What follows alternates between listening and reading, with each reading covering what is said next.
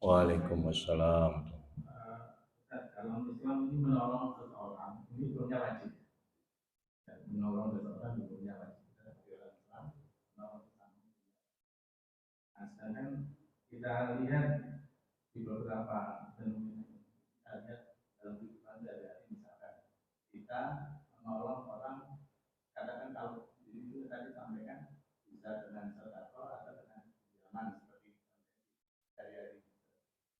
Itu kadang-kadang kita ketahui ada suatu kesalahpahaman daripada peminjam itu kepada yang mau dipinjam.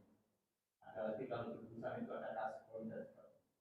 Kadang-kadang walaupun di situ disampaikan ya surat terbuka di poin-poin yang tidak terakhir kita tidak boleh uh, menyakiti hati seseorang yang pinjam ini.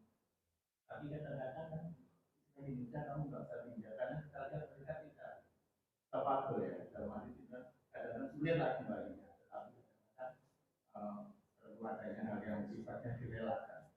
Untuk ini kira-kira bisa dan seperti ini bagaimana sampaikan kita dari ayat 1 sampai dengan surat tadi.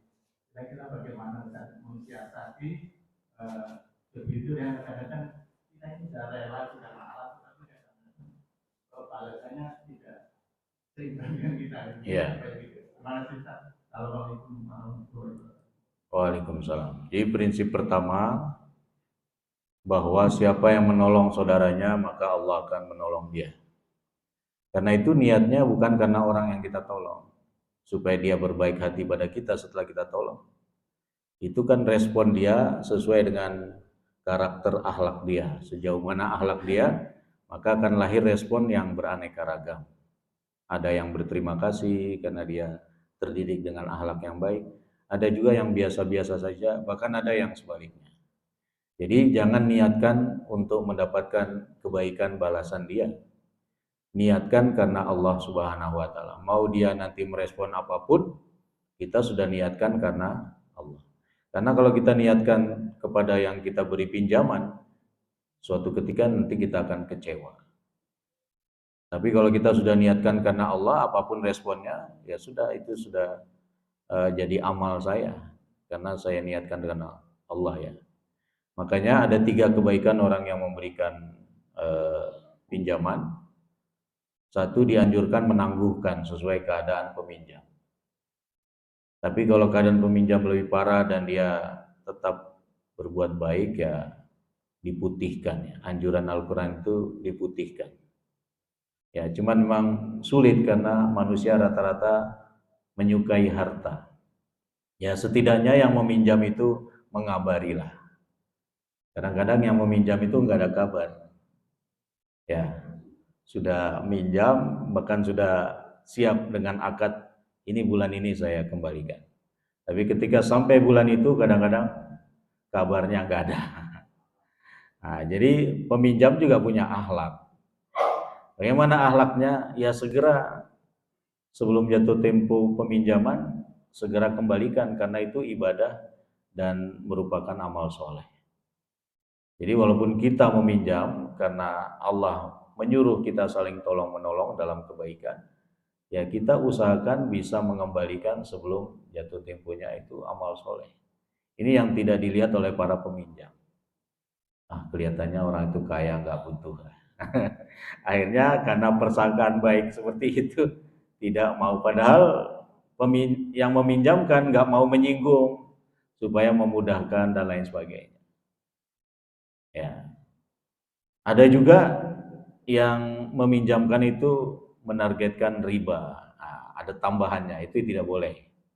Dalam muamalah Islam nggak boleh mensyariatkan tambahan. Nanti kamu pinjam sekian, nanti tambah sekian, ya nggak boleh. Nggak ada unsur tolong menolongnya, jadi nggak ada. Unsur kebaikan akhiratnya jadi hilang dengan ada tambahan itu. Makanya riba dilarang dalam Islam. Ya.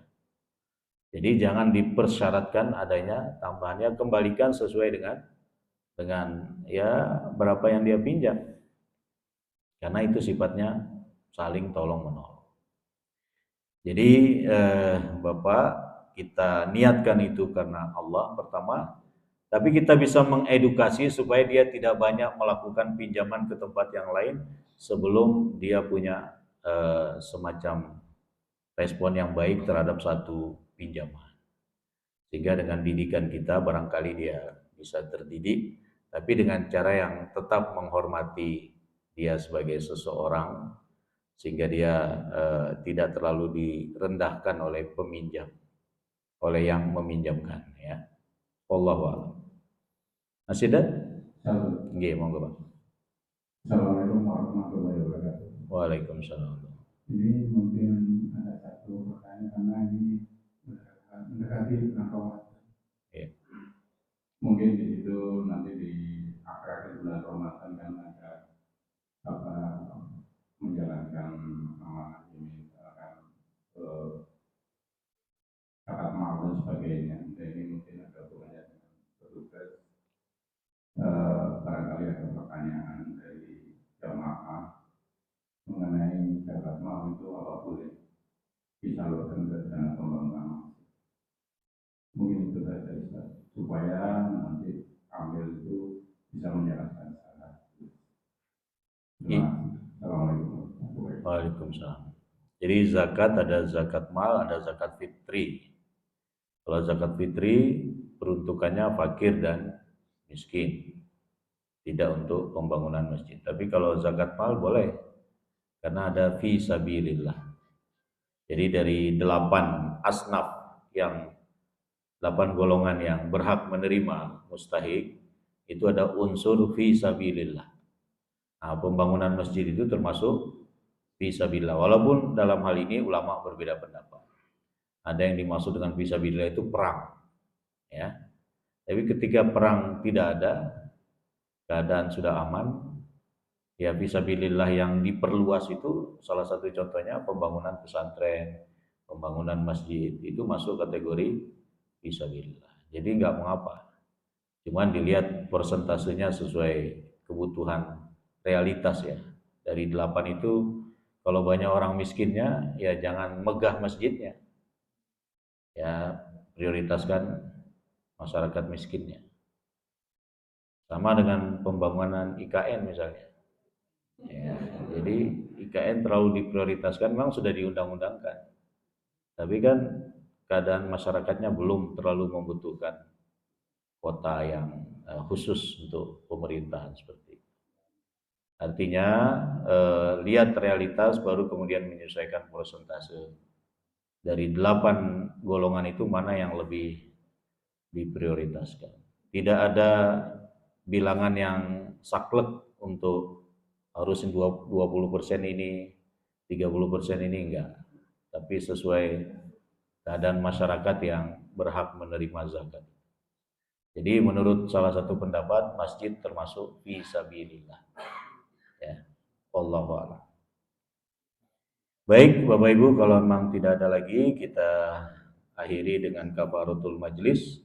Subhanakallahumma wa bihamdika asyhadu an la ilaha illa anta astaghfiruka wa atubu ilaik. Selamat menghafal surat Ad-Duha bagi yang belum, dan mengamalkan dalam sholat-sholat sunnah bagi yang sudah.